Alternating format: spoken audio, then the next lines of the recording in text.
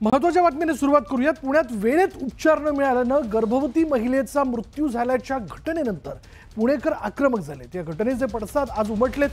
सर्वच राजकीय पक्षांनी दीनानाथ मंगेशकर हॉस्पिटल प्रशासनाविरोधात आंदोलनं केली आहेत आणि या महिलेवर उपचारांसाठी दीनानाथ हॉस्पिटल प्रशासनानं 10 लाखांची मागणी केली होती। त्यामुळे महिलेला वेळेत उपचार न मिळाल्यानं रुग्णाचा मृत्यू झाल्याचा आरोप करण्यात आला।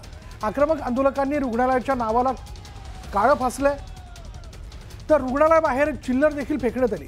तर शिवसेनेने त्रिडी आंदोलन करत रुग्णालयाचा निषेध केलाय। तर या रुग्णालयावर कारवाई करण्याची मागणी सर्वच पक्षांनी केली आहे।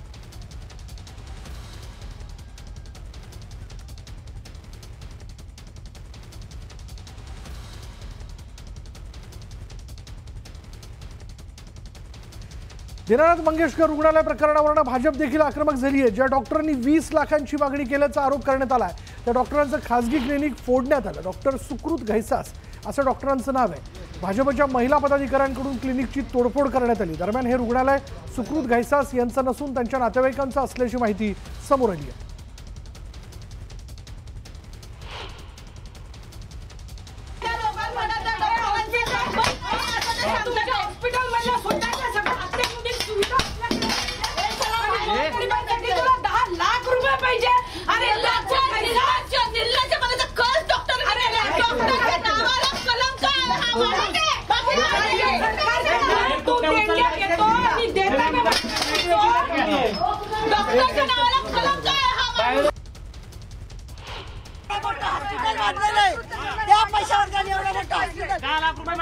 त्याला माणुसकी नाहीये म्हणजे त्याच्यामुळे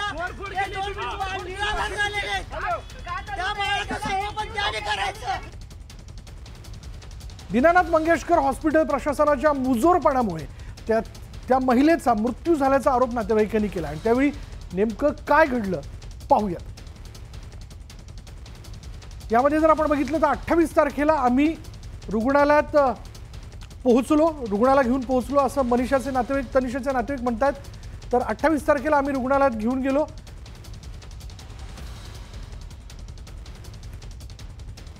दाखल करून घेतो पण 20 लाख रुपये लागतील असं रुग्णालय प्रशासनाच्या वतीने सांगण्यात आलं।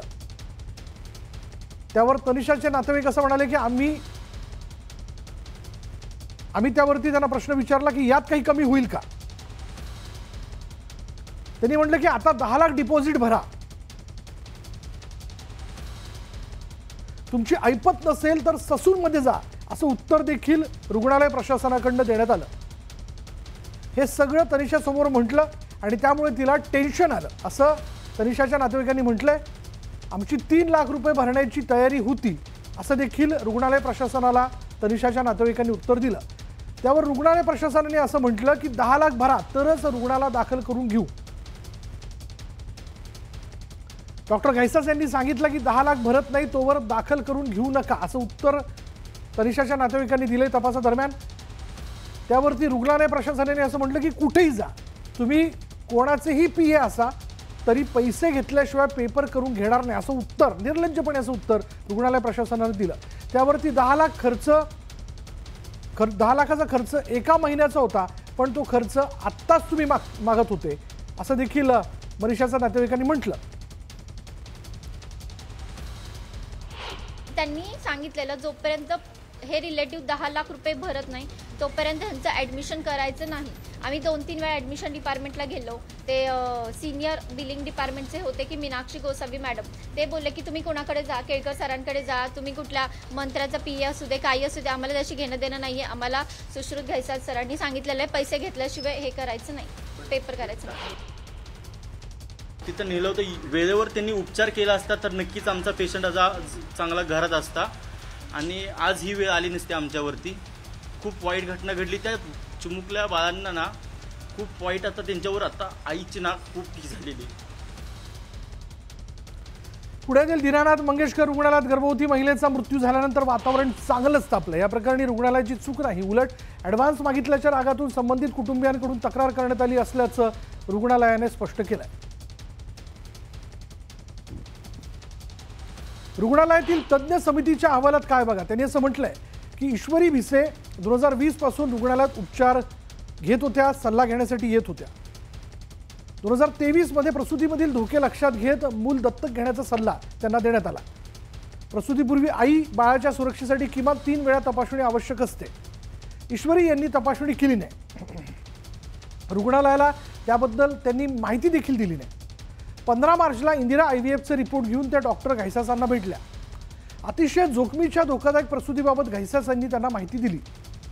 28 मार्चला रुग्ण पती आणि डॉक्टर घायसासांना बाह्य रुग्ण विभागात ते भेटले. जोखमीची अवस्था लक्षात घेता देखरेखीसाठी भरतीचा सल्ला देण्यात आला. कमी वजनाची 7 महिन्यांची जुळी मुलं आणि जुना गुंतागुंतीचा आजार या ठिकाणी उद्भवेल असं सांगण्यात आलं. रुग्णाला 2.5 महिने NICUचे उपचार घेण्याचा सल्ला जो आहे तो देण्यात आला. उपचाराचा खर्च 10 ते 20 लाख रुपये येऊ शकतो अशी देखील माहिती देण्यात आली. आणि रुग्णाला कल्पना दिली. 28 मार्चच्या दुपारनंतर रुग्णाचं काय झालं याची रुग्णालयाला कल्पना नव्हती. ॲडव्हान्स मागितल्याच्या रागातून कुटुंबियांनी तक्रार दिलेली दिसते असं उत्तर जे ते रुग्णालयातील तज्ज्ञ समितीच्या अहवालाने दिलं.